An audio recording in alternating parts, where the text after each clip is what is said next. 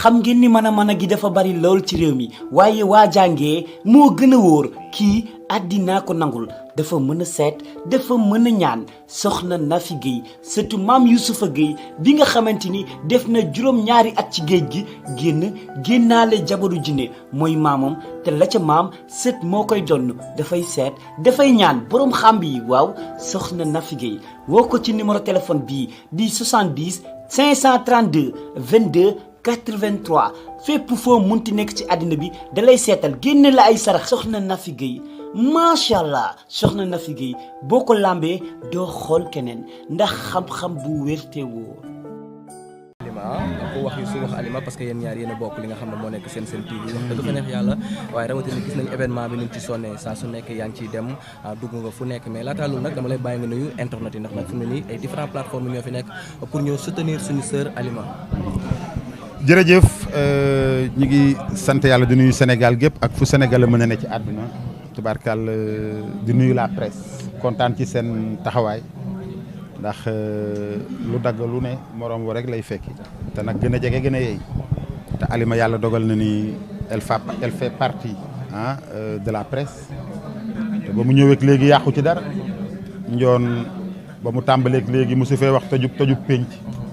di nit koo xamante ni dama koy faral di wax ne li mu am yëpp wala li ëpp ci jotam sénégalais yi la ko jox ndax xëy suba teel di béggal sénégalais yi ci rajo bi bu ngoonee nga dem ci télé bi te li ngay def lépp béggal sénégalais yi ak fexe fa ñu ne ci seen kër yi ci bureau yi ci oto yi ñuy bég loolu kenn amul fayam ndokk yàlla nag yéen bi ngeen ko xamee ba ñëw def nii ngeen def ci bisam bii nga xamante ni ku yokkul da nga wàññi mu créé séeréer bi events tubaarkàll ne du ma des rek ci ñu may engagé may ñëw di animer ak di présenter mais damay sos benn structure d'événementiel man it am sama bésu bopp ci at bi donc loolu dañ ko ciy féliciter d'abord di ko ñaanal yàlla di gërëm Sénégalais yi di leen wax ne ñëpp war a ñëw jàpp ci yëfi Alima ndax Alima la mu am yëpp jox na ko Sénégalais yi donc man mi nga xamante ne nag yàlla daf ñu boole te yàlla def na laata ñuy séq liggéey sax mu doon ku ma sopp ndax yaram ndax tegginam ndax mën a yëkkati nit gi ci moom Alima bokkul ci ndaanaan yi daw ndaanaan ak di nëbbutu ndaanaan moom bu gisee ndaanaan da koy yëkkati da koy cëral gis ngeen buñ toogee ci mbaboor mi ni may cërale te li ñuy def mu dàq ma ko fuuf donc kooku bu xewle pour lui rendre la monnaie lu ma def xeeb ko waaw loolu moo tax ma nekk ci boobu ba léegi di ko jàppale ba pare mu doon xale boo xamante ni fu mu jëm na ma ñëwul ñu dem fu muy dem ànd ak man fu muy dem woo ma kon nag li ma war mooy dox ci ba samay daal dag waaw macha allah première édition c'est pas facile nga boole ñaari ponkal benn Titi Keba Seck bokk ci musique du Sénégal muy firnde ne Alima jàmbaar la est-ce que liggéey bi yomboon na li ngeen def nii non c'était pas évident yombul parce que artistes yi dajale leen déjà yombul moo tax artistes yi ñu war a xoolaat seen bopp la ñu ndax bu fekkee ne sénégalais yi ñu ngi jug pour promouvoir la musique sénégalaise ñu ngi jug pour jàppale leen ñu ngi jug pour engager leen nañuy oyofal nañuy yombal yëf yi d'abord seen ànd d'abord seen i daje fexe ba ñu mën a dajale juróomi artiste ñu ñëw bokk benn bis tëgg ko loolu dafa war a rafet ñu ak ñuy taxaw ci communication événement yi ndax nag événement dafa metti ngay gis engagé artiste jox ko avance fay ko di def événement mu toog rek di la seetaan mel ni ku dugg cinéma loolu rafetul nañuy porter communication bi di ko def di jàppale ñi nga xamante ni ñooy producteurs yi parce que producteur amatul c'est les artistes ñooy bu demee ba man may tëgg Alima di tëgg ak ñeneen nga xam ne réew mi tàkk na ñun nag bu ñu demee ba gisuñu dara dañuy delluwaat ci suñu ruq toog kon ñoom nañu ñëw jàpp ci te xam ne liggéey la boo xam ne ñun ñëpp ñoo war a ànd promouvoir ko pour que la musique sénégalaise jëm kanam. est-ce que nekkul ne artistes yi ñoo war a xoolaat seen doxalin. waaw xam nga am mooy li may wax moom laa ubbee dama ne artistes yi nañu fexe yombal yëf yi nañu fexe ñoom jegeyante nañu fexe di ñemente ku ci ne ñeme sa morom. ba buñ ne bis sàngam bëgg nañu dajale juróomi artiste mais ñu daje defar mu rafet c'est le Sénégal qui gagne la musique sénégalaise. choisir nga xam ne moo Titi ak ki nga xam ne moo di Keba Seck. waaw mais c'est parce que relation la Keba ku ne xam ne dafa xew Titi ku ne xam ne xaritu Alima la te gannaaw bis yi moom du jeex dañuy fexe at bu jot rek nga mosal kenn waaw yeneen artistes yi yëpp mun nañ dem ba ku ne keneen di ko tëgg. donc dañuy fexe at bu jot rek ak disponibilité artistique bi tamit ñu fexe présenter Sénégalais yi kenn donc choix bi loolu rek la Youssou du ñu tàggatoo ak yow te duñu la laaj parce que da nga bokk ci musique Sénégal waaye tamit ñëpp ràññee la ci Faramareen wax dëgg fa neex yàlla amoo xaar ma yàlla ak kenn benn moo bëgg toj jamono ji fi ñu toll ndax Wally moo invité rakam doomam di njàpp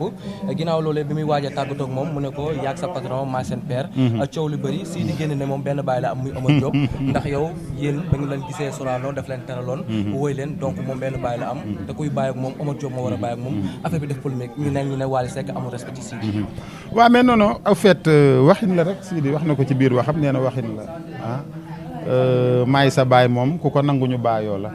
ku ko nanguwul tamit am na droit bañ ko nangu Sidi ku xam Wally xam ne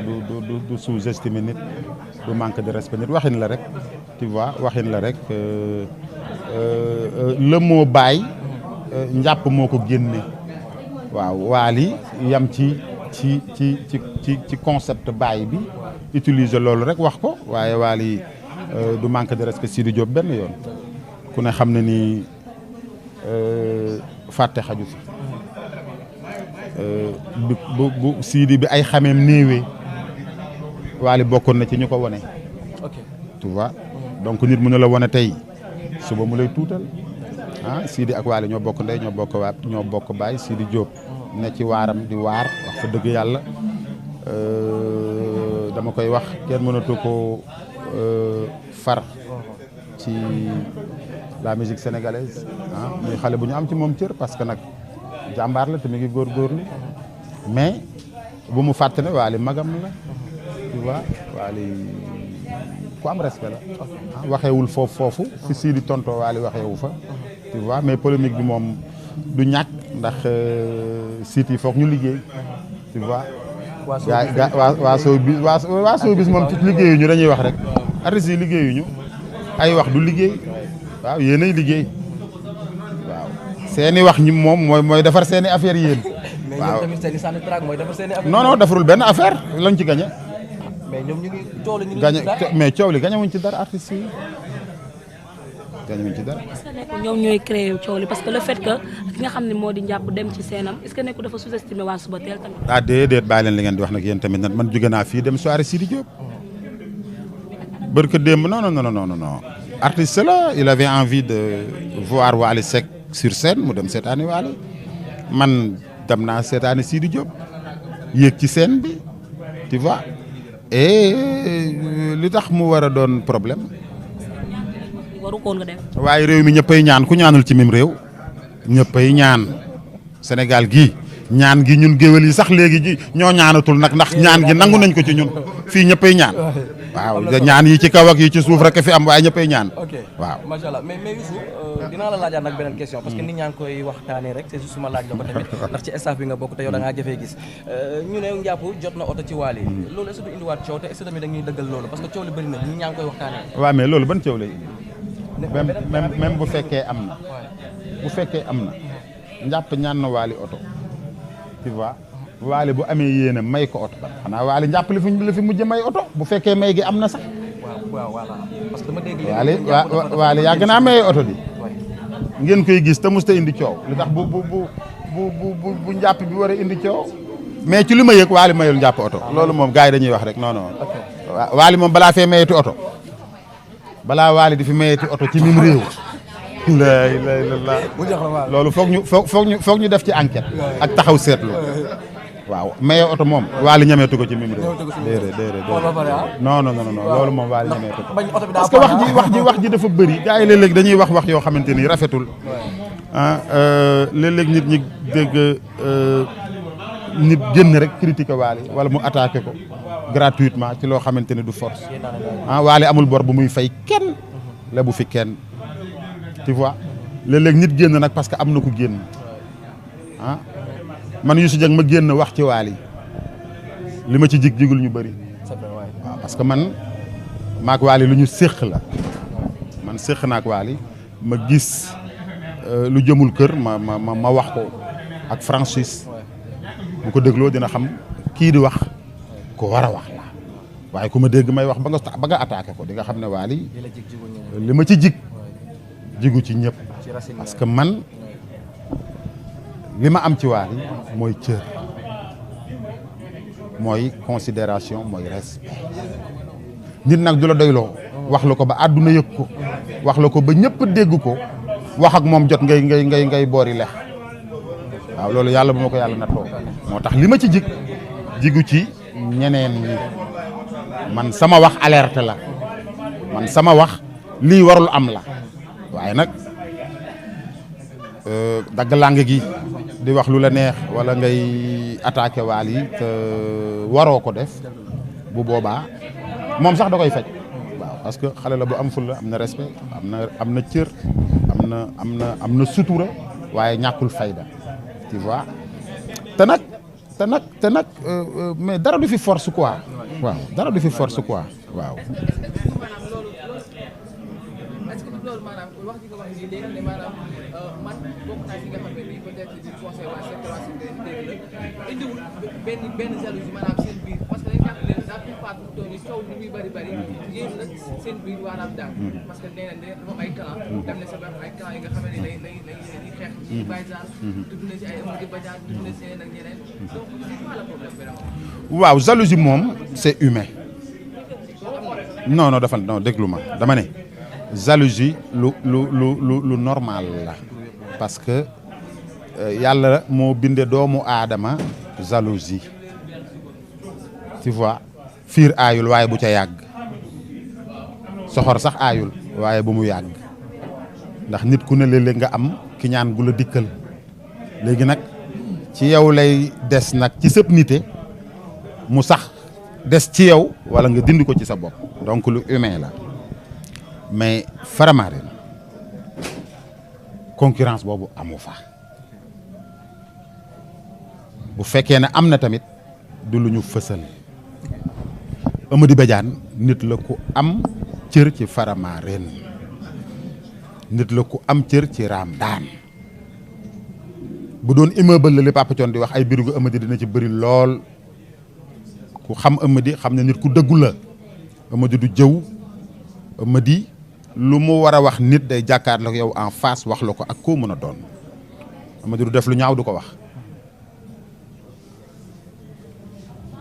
wax waaye man maa ko koy waxal ndax lu ma xam la ci moom bu amee lu ma war a wax man daf may jàkkaarloog man wax ma ko parce que nit la ko véridique noonu la ko yàlla bindee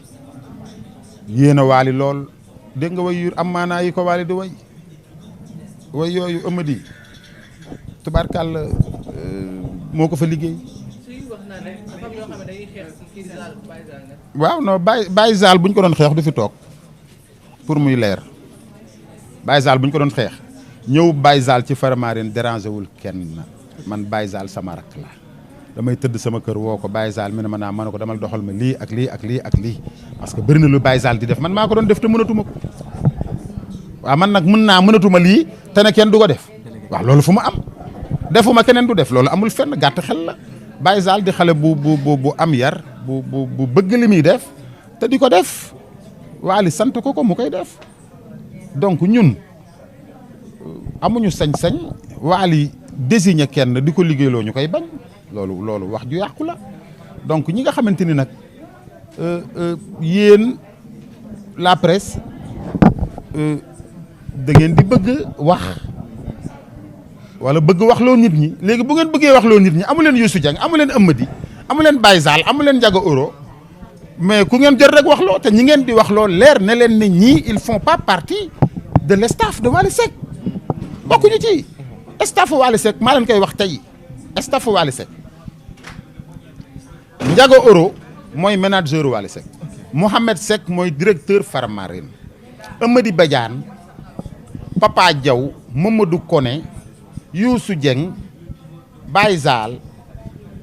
bu ñu réunion wul toog ak Alioune Seck keneen du dugg ci réunion bi. kon ñi yuux ñi bokkuñ ci sax. waaye bàyyi ma waaye yow tamit nag déggoo li ma la wax. buñ doon réunion duñ ko yëg sax ba cay dugg. waa déet xam ngeen ne bokkuñu ci. waaw non moom laa wax ma ne. des fois da ngeen di bëgg wax xam nga Wally nag ay waxam tubaarkàlla ay non Amaro ne fait pas partie du bureau. mais il fait partie de l'équipe. S'il s'agit de communiquer, Amady Omaro va communiquer. Chacun a son rôle. Tu vois, Maître Sop xaritu Wally la. Wally a des amis il a des frères am na ay ñoo xamante ne ay doomam lañu ñoo xamante ni digganteem ak Wally ku ne xam na ko mais bokkuñu ci les décideurs de Faramareen bokkuñu ci staffu Faramareen wala Ramdan. S'il s'agit de Ramdan, il y a Papis Ndiaye qui est là, il y a Amady qui est là, il y a Koné, il y a Papa Diaw ñi war a wax ci Faramareen donte bëriwuñu sax xam ngeen leen waaye ñi nga xamante ni dañu di ay magum jëmm yor seen làmmiñ yàkkamti télé bu tàkk ak micro yi ñu leen tàllal ba ñu wax leen waaye mënal kenn mënu ci dara léeg-léeg nit ñi attaqué Wally stafam bi entourage Wally et ñii wax ils savent bien que ni ñii duñu entourage Wally. mais est-ce que du maanaam yéen leen may liberté boobu. waaw lu ñu leen mënal dañ leen a jur. waaye dama ni Wally wax na ba sonn fekk naa man Wally wax ba sonn arrêté de parler sur Modo. ah bon barke Alxuraanu Karim lu leen waaye mënal. kenn mënu leen dara. mais waaw non Faramareen da loolu mënu koo tas. kaay ma wax la nag Faramareen nag la ko tëgg tasu ko de. Faramareen la ko tëgg tasu ko léeg-léeg coow li day toll rek ci ñu bëgg ko seetaan ñu seetaan ko mais biir Faramareen benn problème amu fa. y a pas non y a pas de problème. benn problème non barke Alxuraanu Karim coow amul Faramareen. waaw Baye Zal ak Amady Badiane ban coow la ñu am da nga leen di gis ñu dóorante. waaw mais vous avez entendu des audios. waaw audio yi ay audio la audio yoo xamante ni ko def dafa masqué baatam. waaw kuy wax ta xamoo ko jar na tontu moom bu ñemee li muy def wala mu li muy def wala li muy wax di dëgg na bàyyi baatam bi wala non jéemuñu ko sax jéemuñu ko duñu ay enquêteur waaye mais bu nekkee biir Faramareen te nëbb ay kàddoom ba kenn mënu koo détecté waaye amoon jotu di ko wër moom kay dafa waroon am mat gu dee ni ne mën a diw man la diw lii xew na ci li mu wax ci Amady yëpp du dëgg. ah bon non Amady jomb naa sàcc bu doon sàcc du liggéey ba egsi fii mu egsi Amady yow Amady gis ngeen ko soirée passée Amady était là-bas ku ko gis xam ne talul loolu sax. donc moom li mu wax naan Amady non waaye c'est pas waaye yow doo ma bàyyi. barke dem moo Njaay ki soxna Aïdara ba mu jógee Canada kër Amady la njëkk a seeti. seeti turandoo séeram ko bañ ko tuddee tubaarkàlla yóbbul ko ay valise. maa la wax li barke dem moo Njaay la soxna Aïdara dem seeti turandoo Wally bi ko Amady Badiane tudde koo xulool di nga dem këram loolu ay wax yu ñaaw la rek kay wax sax ñañu yabal la rek ñu bëgg tas suñu yëf yu neex yi waaye dinañ xam ne ñun ñoom ba ñuy xëy fekk nañ ci tali bi lan ñu fekk am na loo xamante ni xel nanguwu ko sax ñun Ramdan on a benn complicité interne bu nice boo xamante ni mais amuñu problème yooyu waaw li ci ñaaw nag mooy le fait que nit ñi di dégg au sein de Ramdan et de Faramareen problème yu mel noonu di am parce que du suñu yëf quoi ñun ñoo bokk ndey ñoo bokk baay amuñu problème on se fréquente chaque jour balaa ñuy tàggoo 4 heures du matin 5 heures 7 heures 8 heures du matin des fois et on est toujours ensemble donc bu fekkee ne am na lu xew lu bees ci biir Faramareen du neex kenn neexul Wally mais neexul sénégalais yi Wally sax dama ko jëlale neexul sénégalais li may jot ci ay appel ci ñoo xamante ni dañ may xamal ni xamuñu leen woon ci lii waaye nag tubaarkàlla ñaan bu nangoo sonal borom waaw bu ñu defaree yëf yi ba mu rafet tubaarkàlla téye liggéey bi ba mu am maanaa ba ñeneen jóge feneen bëgg cee bokk mais c'est normal il faut ñu nangu ñu xajal leen parce que ñoom ñëpp xaj nañ ci donc problème amul et la vie continue quoi. ci niveau professionnalisme bi nga xamante ni foofu la Youssou Ndour toll. est-ce que lu Wally foofu la waroon toll. waaw parce que mi ngi bëgg mi ngi atteindre l'international. tey jii ci ay scène am dañuy gis ci n'importe quoi. nit day jógee fële yéeg ci scène Wally. mais quel genre de scène la. mais ci. waaw mais waaw très bien soirée bokkul ak spectacle. soirée c'est ay bande d'amis la ay xarit la ambiance la foo la kaf la ak ree soirée c'est le public qui gère l'ambiance c'est pas l'artiste qui gère l'ambiance comprendre nga bu dee Wally la sur scène nag grand théâtre wala fii ci Sorano bu boobaa doo gis loolu. mais côté professionnalisme. waaw non moom laa lay expliquer dama ne côté professionnalisme s'il s'agit d'une soirée dansante on ne peut pas gérer le public complicité la entre les fans entre les fans et leurs artistes comprendre nga ku ñëw di dagg langue gi grand théâtre bu ñuy def grand événement doo gis ku may xaalis parce que bu boobaa c'est nous qui décide Wally doit présenter un spectacle et bu boobaa c'est là où le professionnalisme se montre mais s'il s'agit d'une soirée dansante c'est le public qui assure l'ambiance tu vois théâtre ak soirée bokkul professionnalisme mënut a weesu liggéey jot nga liggéey tu vois album jot nga génne ko ci temps tu vois staff bi nga xamante ni moom laa la wax mooy le staff Faramareen jaayir newu fa tu comprends. mais xam nga tey li nga wax nii sànq ci staff bi Sénégal yi comprendre parce que dañu jàpp ni benn Omaro ci staff bi la bokk jàpp waaw mais Omaro defal la non je viens de te dire que ne Omaro fait partie de Faramareen mais le staff bi nga xamante ni mooy décider ci événementiel di décider ci sortie album di décider ci spectacle matuñu 6 personnes Omaro fait partie de Faramareen loolu àdduna xam na ko tu vois mais rôle am bokkul ci décider ce qui va se passer tu comprends mais il fait partie de Faramareen di ci def communication bu am solo àdduna di ko dégg xam ne li mu war a def di ngeen koy dégg man gitaaruma feccuma woyuma ndax mënuma ko expliquer laa mën ak wax mais loolu mi ngi ciy bay waaram. mais nag dañu gis am chaque fois dafa am ñoo xam ne dañuy génn lu si mel ni kii daal di délégué Amar ñëpp presque waaw léegi ñoom ñëpp da ngeen leen déedéet defal na ñooñu da ngeen leen boole ci staffu Wally Seck waaw xam nga non mais donc là vous êtes pas sérieux là non léegi léegi non defal ndànk waaw non defal ndànk gis leen fan nga leen di gis non defal ndànk waaw mais ku leen ko nommé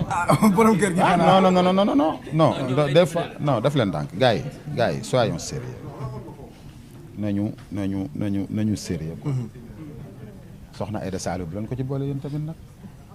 soxna Aïda Saliou non defal ndànk soxna Aïda xam ngeen li muy def xam ngeen lu mu doon ci Wally yaayu Wally la ba àdduna yëpp xam ko léegi yéen bu ngeen bëggee boole soxna Aïda Saliou ci staffu Wally mooy que ne da ngeen bëgg bu ngeen xëy na Youssou Dieng nee na soxna Aïda Saliou bokkul ci staff bi mais arrêtez non loolu du question waaye Mbaye Diop loolu du ma ci tontu délégué woo chef de quartier woo idaali woo keneen ku mu mën a doon laala ni lu ñuy def ñoom ça n'engage que ku la ci ne ba ñuy réunion ca Faramareen nga maa ngi toog ne ko Youssou Dieng nee na waxul dëgg ku la ne ba ñuy décider maa ngi toog ne ko Youssou Dieng nee na waxul dëgg donc dem di leen waxloo ak di leen tàllal micro ak ñoom ñuy wax ay waxi dof kenn mënu ci dara juruñu leen jënduñu leen Wally juru leen jëndu leen moomu leen nit du ñëw nag ne la dama la sopp dama la bëgg nga koy dellooy loxoy neen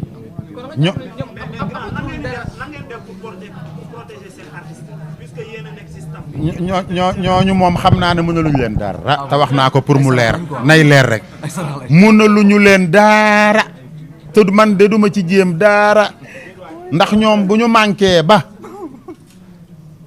di wax te li ñuy wax mu leer leen ne maîtriser wuñu ko mais seenub manqué la kenn mënu ci dara wax fa dëgg yàlla waaye man de li ma leer mooy mais on prépare un événement ce 31 décembre laaj leen luñ ci doon ak ban rôle leen ci jox laaj leen ko waaw mais sañ nañ ko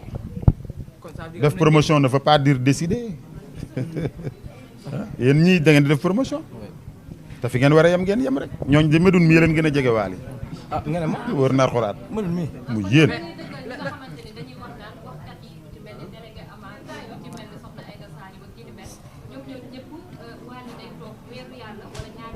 yow moom dama la dul tontu sax ndax li ngay laaj xam nga ne da nga bëgg ko ma saaga rek waaye xam nga ne man damay toog weer du ma gis Wally man Youssou Dieng waaw damay toog weer du ma gis Wally et pourtant xaw naa important de voilà dara nga ci. li ñëw si 31 bi yan surprise lañ mën a jaar. yu am maana ah yu am maana xam nga Wally moom dafa mën bis tubaarkàlla waaraam daan rawati te nag sénégalais yi namm nañ ko donc li nga xamante ni daf ko tàmmal sénégalais yi muy le grand bal bal des Faramareen tubaarkàlla ren dañ koy def ci Esplanade Grand Théâtre morceau yu njëkk ya gars yi ne dañu bëgg ñu indiwaat rétro yi donc ñu ngi ciy def liggéey bu am solo parce que dañu bëgg def événement bi ci 3 étapes dañuy def 3 étapes étape rétro étape album international bi foog ñu laal ci quelques morceaux ak afrobeat yeeg yooyu ak album état d'esprit bi nga xamante ni gars yi duñ ci doyal donc ñetti étapes yooyu rek lépp la ñu bëgg a def ci spectacle son et lumière incha allahu rabi ce 31 décembre et cette fois-ci c'est Youssou Dieng qui revient waaw communication beeg promotion beeg lépp maa koy jël en mai. kon donc presse en ligne bi liggéeyam dina yomb ci presse en ligne waaw ma ngoog bu ngeen demee waxloo ñeneen nag yéen a bëgg waxloo ku leen neex. mais yow